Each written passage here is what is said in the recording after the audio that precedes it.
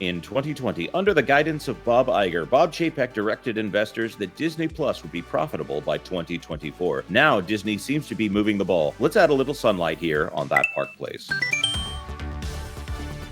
Hello, I am Jonas J. Campbell, an investigative reporter for That Park Place, and here with me is my Wiki co-pilot, Mr. VashSky. Vash, are you doing well today? Would you like to talk about some Disney Plus numbers? I'm doing very well, very refreshed from our recent visit to the Enclave, so I am ready to dive back in and get right to it. And who knows, the Enclave might be somewhere else next year. Okay, let's get out of this stuff that only the fans know. What we want to do is help inform anyone who might be coming to That Park Place for the first time. By the way, like and subscribe if you would consider that. We would be honored. Today, we want to talk about the Disney company and their recent statement on earnings calls. They have been talking for so long about how Disney Plus was going to be profitable by 2024. There was a video made on this channel that talked about how they were going to hide the ball. And I made a prediction that they would combine Hulu with Disney Plus, smash them together, and say that all of this would be profitable, as opposed to Disney Plus being profitable. Well, we're going to go through those figures and talk about why that might be the case. I did receive pushback from a very high-level source, not a Disney company source, that said they won't have the right to do that. But it appears that even as we've done a video on this channel talking about how Disney is probably going to spend another $4 billion on top of what they've already spent in order to obtain Hulu. Hulu is profitable. Disney Plus is not. So they're going to take the Disney Plus name, put it on Hulu, and say that it's profitable. In fact, that's exactly what they're doing. Vash, am I misrepresenting here? Feel free to add any clarity that you wish onto this combined DTC situation. I think you're being very accurate in what you're saying right here, because it's really important for people to understand. It was touted for years and years and years, as far back as, I mean, from what I remember, 2020, 2021, thereabouts, that they stated very plainly that Disney Plus specifically would achieve profitability by Q4 of 2024, and that is rapidly approaching. And then all of a sudden we see that language take a different form, in that their combined DTC product, which would include Hulu, ESPN, and other things attached to that, would then achieve profitability. That's a big difference from what has been touted for years. Vash, there's even a little bit more that I'm going to add to that, because I think they're not even counting ESPN Plus in those figures. But first of all, we need to go to this document. This is the Walt Disney Company Investor Day 2020 event with Disney speakers Bob Chapek, Kareem Daniel, Rebecca Campbell, and let's see, no relation, by the way. And where is she? Oh, look at that. Look at that. Bob Iger spoke. Dana Walden, Kathleen Kennedy, Sean Bailey, Jennifer Lee, Pete Docter. Oh, there she is, Christine McCarthy, the person who is responsible for the financials, or was responsible for the financials of the Disney company way back in the day. This was in order to get investors comfortable with the idea of Disney Plus. And I wonder today if they might be regretting that a little bit.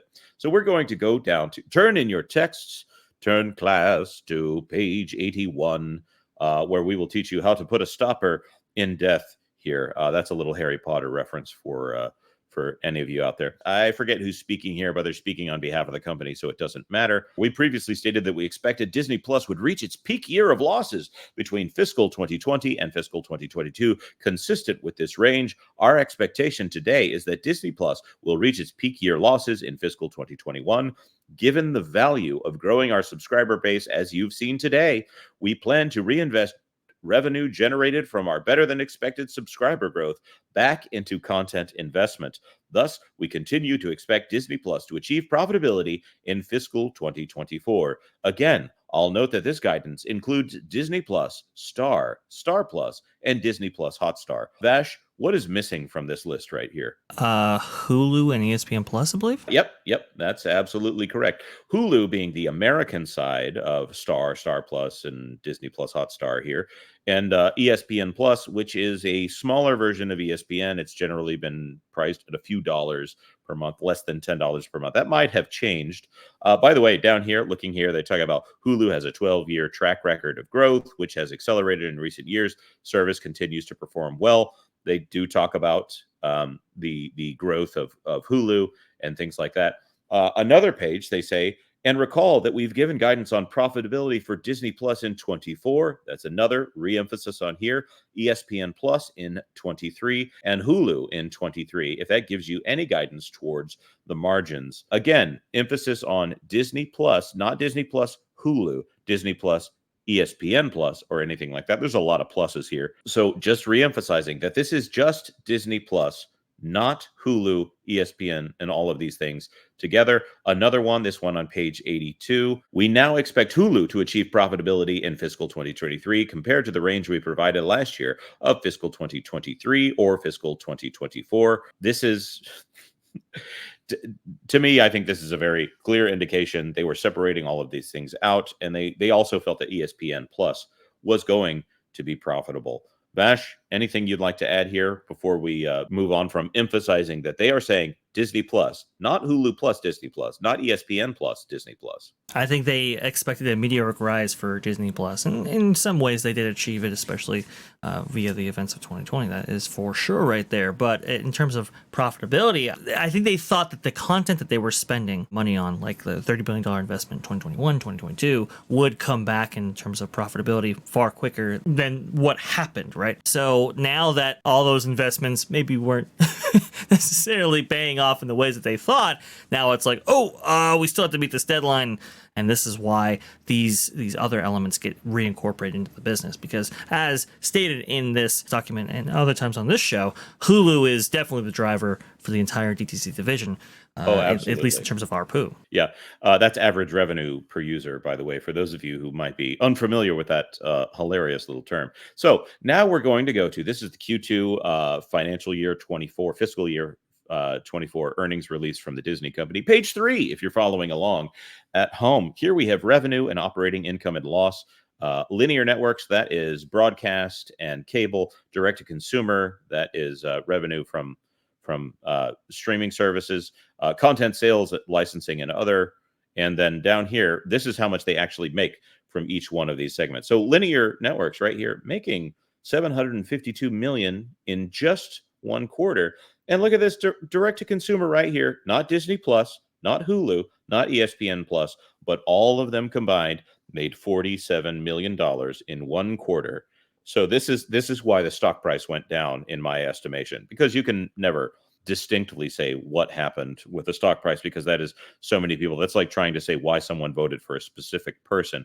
There's any number of reasons that it could be. You could have a good guess. So $47 million that they made in one quarter from combined DTC, direct to consumer. That is all streaming services together, not Disney Plus. So they have already hidden the ball here, as it were. Vash, am I okay? I think you're very, very accurate right here. I think we're really doing the homework here in terms of finding out the authenticity of the story. And look, I think it's demonstrable. They said one thing, did something else, and now they're scrambling. Yep. So the other thing I want to point out here is that on the earnings call, they said it was going to go back into the red. That means it's going to not be profitable the next quarter, and then they're guiding towards profitability the next quarter. They achieve this by doing several things. You might have heard, for those of you watching this channel for the first time, you might have heard that Moana 2 used to be a TV series, and now it's going to be a movie. Well, I'm not saying that they did this for non-altruistic reasons or non-creative reasons. It just happens that moving a television project off of Disney Plus and moving it to theatrical shifts it out of the direct-to-consumer cost spend here. So they have removed $200 million by moving Moana 2 to theaters. And they've also removed $200 million by shifting Skeleton Crew out of fiscal year 2024. They've made a lot of moves in order to get this $47 million. They have moved more, I would say probably more than $1 billion worth of items in order to get that $47 million. So I would say moving heaven and earth here in order to do this. It would have been the right move anyways, because they don't make any money on Disney Plus, as you can see from the fact that they've only made $47 million in one quarter. So, there's a lot going on here to try to save this company. The other thing that I want to point out, we're going to go over here to domestic subscribers, international, Disney Plus core. So when they say that they make money on Disney Plus, they're talking about this number right here, 117.6 million. Disney Plus Hotstar, this is the India segment. They've guided that towards going down. So 117.6 plus 36 right here. I'm just going to do some quick calculation here using my trusty calculator. I would rather use Excel, but to each its own. Adding 30, that is 153.6 million. If we decide to add in the 45.8 million for Hulu, that is 199.4 million here in March of 2024. Going over here to their projected guidance, again, going back to 2022, we now expect that by the end of fiscal 2024, we will have between 230 and 260 million total just Disney Plus subscribers globally, compared to the 60 to 90 million that they have as of last year. And they did not anticipate the launch of Disney Plus Hotstar, which we now expect to be between 30 to 40% of our subscriber base by the end of fiscal 2024. So they are accounting, the things that I want to point out here, they are accounting for Disney Plus Hotstar on this, and they're a little short here. They're not accounting for Hulu. So with all of those together, if we're saying that Hulu is the same as Disney Plus, the way they want to count this, they're still 30 to 60 million subscribers short of where they said they were going to be in these figures. Vash? But now you have the Charter deal as well. That's right. The Charter deal got them about 8 million subscribers. And according to our notes, and according to my notes, I don't know what's in yours, Vash, but in my notes, we pointed out that they got about 8 million subscribers from that Charter deal while losing 1.6 million subscribers internationally, where Charter doesn't matter at all. The other thing that I also like to point out, when you look at this chart over here, the average revenue per users that we talked about before, international, they have 63.6 right here. That is down, was that 1.3, 1.4 million right here. They have this bump of about 8 million subscribers here. Internationally, which excludes Disney Plus Hotstar, that they make $6.66 per user. That is the same service as Disney Plus and Hulu combined together over there. They don't differentiate those two things over there. So down here in the United States, I say down here because I'm looking at Hulu SVOD only, they make $11.84 for the same service that they're only charging $6.66 for. And by the way, that's an ironic number for the Disney company right now. No comment there. This international is the same product at closer to half the price. Disney just domestically makes $8 per user. So you could actually say that Hulu, adding in the Disney name over there internationally with that number right there, it's more profitable if you don't have the Disney Plus name attached to it. You also don't have the amazing $200 million per television show season costs that go with it. All right, Vash, what is wrong with the Disney company? It goes back to content. Content is king. I think that is very, very true, especially in the streaming era.